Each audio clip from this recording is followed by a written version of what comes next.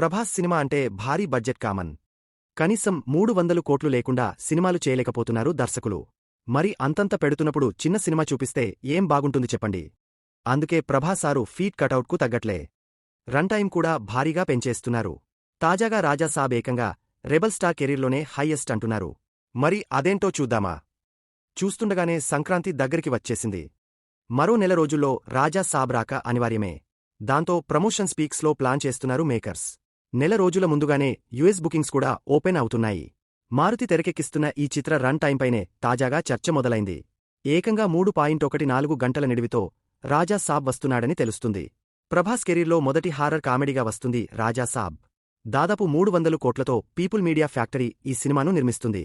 కంటెంట్పై నమ్మకంతో 3 గంటల 14 నిమిషాలైనా పర్లేదంటున్నారు మేకర్స్. పుష్ప 2, యానిమల్ లాంటి ప్యాన్ ఇండియన్ సినిమాలకు రన్ టైం సమస్య కాలేదు. కంటెంట్ కనెక్ట్ అయితే ఎన్ని గంటలనేది ఆడియన్స్ పెద్దగా పట్టించుకోరు. గతంలో కల్కి 3 గంటల 1 నిమిషంతో వస్తే సలార్ 2.5 గంటలతో వచ్చిది.